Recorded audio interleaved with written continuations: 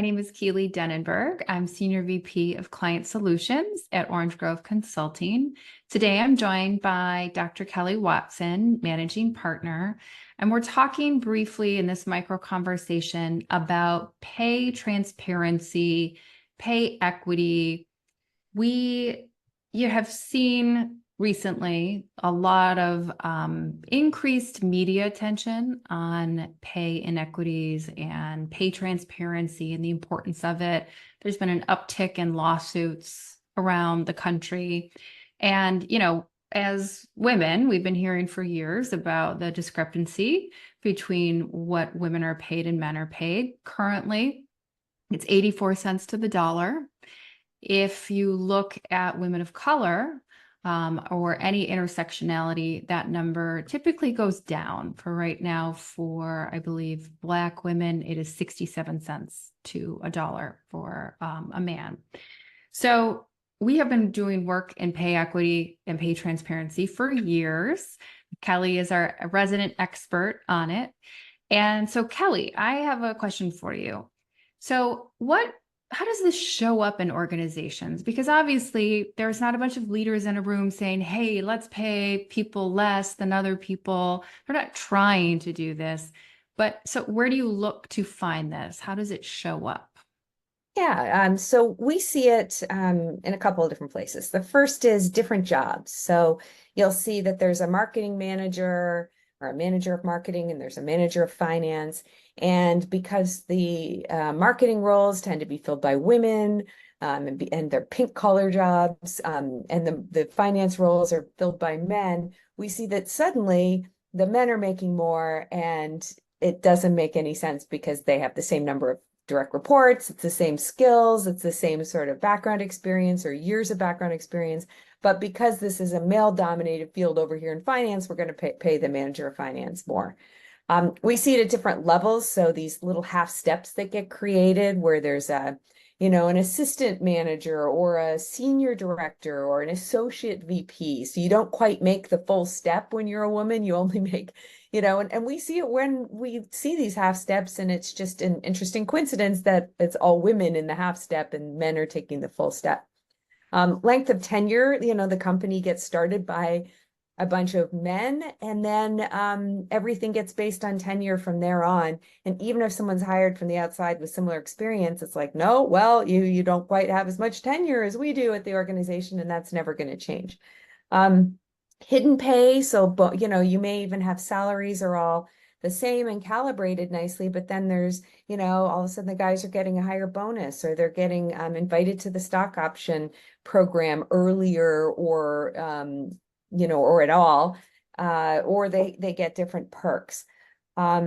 Sometimes women are penalized for taking maternity leave. So what you see is when there's a leave of absence taken at all, they're reset. So like their goals for the year, they aren't allowed to get promoted for an entire year, or they miss that promotion cycle, or basically the 6 weeks they take off are treated like it's bigger than it is, and suddenly it's like you're set back a year.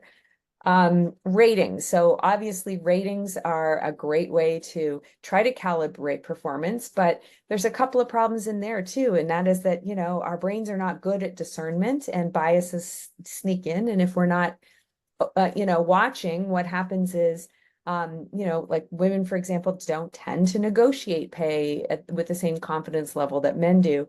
And so they end up not getting rewarded for those for negotiation skills where men tend to. And then there's their past history. If they come with, pay inequity from someplace else, and someone says, well, how much did you used to make? And you tell them, and they say, okay, well, we're going to pay you slightly more, but, there's a big difference in how much you used to make versus a male counterpart, then you're going to bake in that past history. So overall, all of this stuff can be seen when you're measuring it. And there's lots of different explanations for it about where where we're seeing this inequity. And you just got to kind of know where are all the places to go looking for it. Right. Thank you.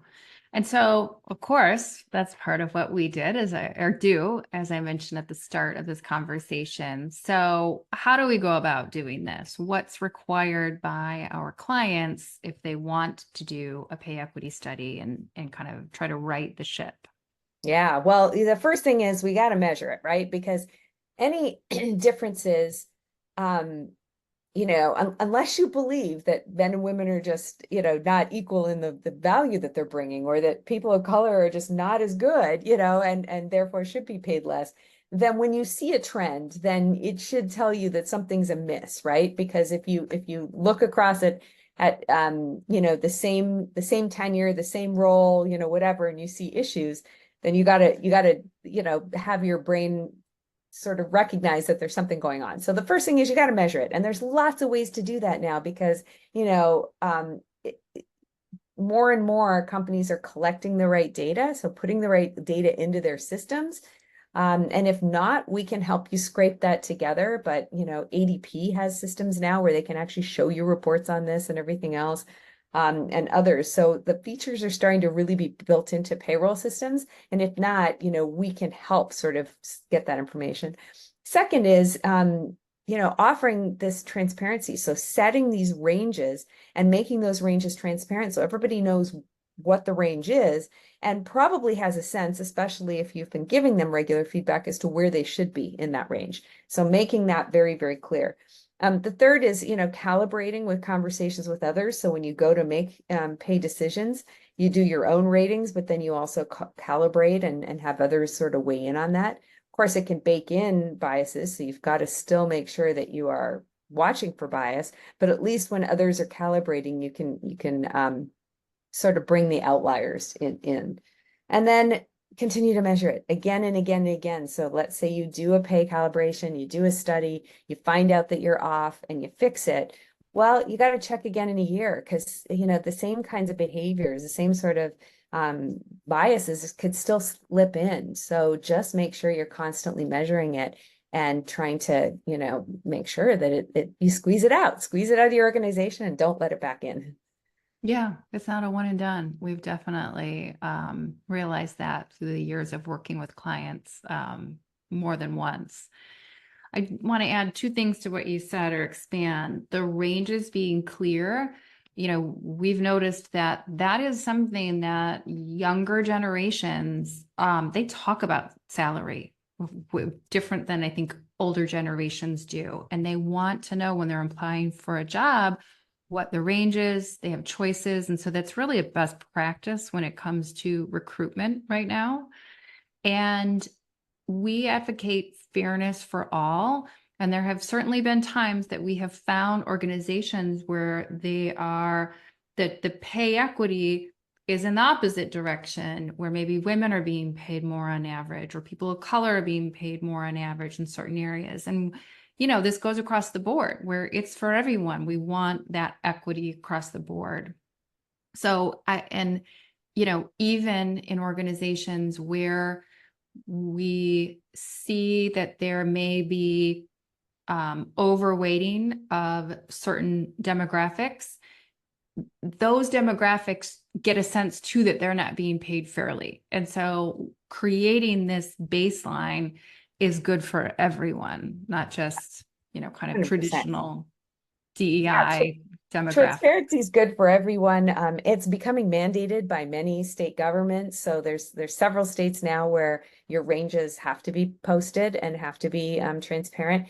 So you got to get out in front of it. And I know a lot of organizations are nervous. Well, what happens if we show people and they don't agree with where they're supposed to be in the range? And all of a sudden everybody's coming to us and asking, to have an increase or to have a review. And isn't that a bad thing? And I say, that only happens when you're coming from a non-transparent to a transparent situation. Once you're transparent, then folks know from day one where they are in the range. And, coupled along with good leadership, right? Where you're checking in and you're giving people updates on their progress and how they're doing, which is, a manager's The best job. practice. It's what you should be doing. Right.